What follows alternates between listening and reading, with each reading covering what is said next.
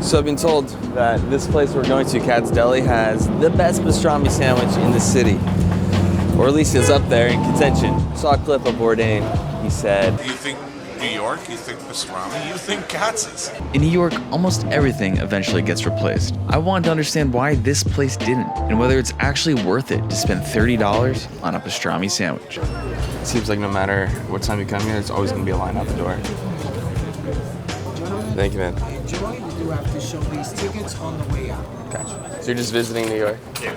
So what makes Katz Deli a stop for you to come here when you're visiting? I mean, we've been hearing this place for a long time, and we wanted to come and try it, basically. There aren't any delis anymore. Katz is one of the last of the delis, yeah. She's not wrong. Katz's opened in 1888, when the Lower East Side was a maze of immigrant pushcarts and Yiddish theaters. New York once had thousands of Jewish delis, neighborhood staples where you could walk in, order a sandwich the size of your forearm, and argue about nothing for hours. Most of them are gone now. Today, there are less than a dozen classic delis left in the entire city, crushed by rent, eaten alive by real estate, and replaced by brunch spots and $9 cold brew. But Katz's has survived all of it. Wars, blackouts, pandemics, and every wave of New York reinvention. It's not just a restaurant.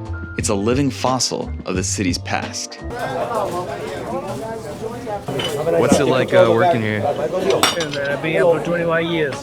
I don't want to do anything else. Yeah. I left for like a year and I can't ride back. What do you like most about it?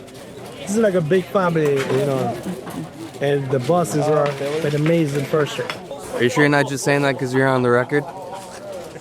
I wouldn't be here for 21 years if I was lying, though. I have all the choices and I just should be here anyway, so.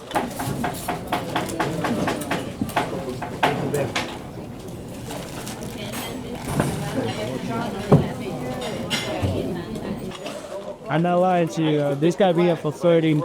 And I've been here for 26. One after 31. The golden ticket to our pastrami. That's the classic. It's the OG. This is one you want to get. Yeah.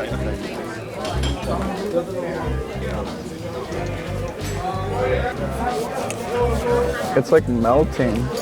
Katz makes her pastrami the old school way. Brined for weeks, hand-rubbed with spices, then smoked and steamed until it's fall-apart tender. It's not hype. This is the benchmark. Peppery, fatty, absurdly juicy. This is what a pastrami sandwich is supposed to taste like. Can I get another one? Wow. Describe it. It's fatty yet tender. It's delicate yet bold. It's just a perfect combination that's been perfected since 1888 when this place opened. This is an incredible piece of meat.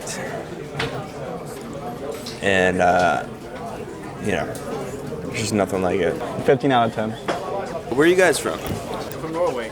Norway. So, and how long you been in New York for?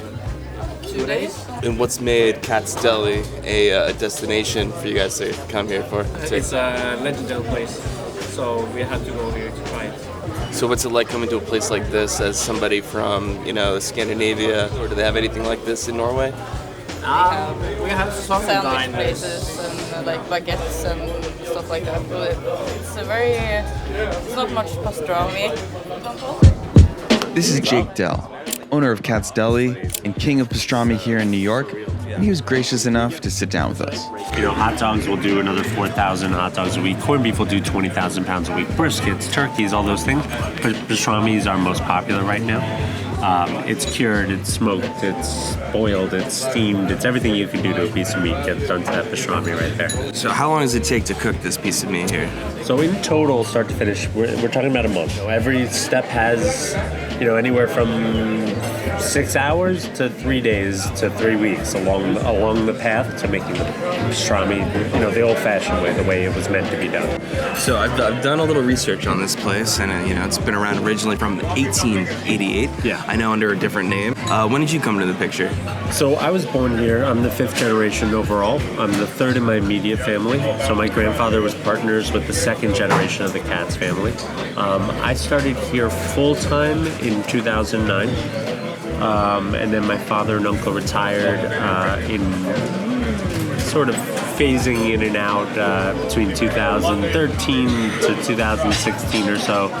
So it's been about 10 years that I've been running it on my own. So actually, as we were waiting online here, we were talking to some people, and there was a lady. She said that this place is of a dying breed. There's not that many places in the city that are kind of like that. So how have you seen the city kind of evolve over the years, and what does a place like this mean for it? Yeah, of course. So I think part of the charm of New York City is that it is always changing. It is always growing. There's new buildings going up. There's new businesses going up.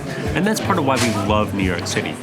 But at the same time, it's important to have pockets of history sprinkled throughout all of the new. And I think that's what we do, right? And that's what we represent. And what we try to do is maintain a food tradition that existed 137 years ago, right? And not change anything, and not change the recipes, and not change the walls and the sights and the sounds and the smells. So when you come back in here, or if it's your first time, you're transported back in time in some sort of way. Yeah, nice Sonic. How are we doing today? Good, how are you? What were you using? Camera. What kind of Lumix. Lumix, yeah. Sorry.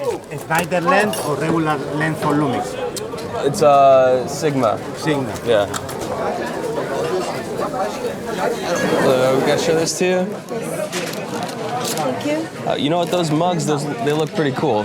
They are. Can we take a look at that? Yeah, of course. They're ceramic. Look at this. We got a New York City Katz mug. How much is it? $20. 20? All right, I'll take it.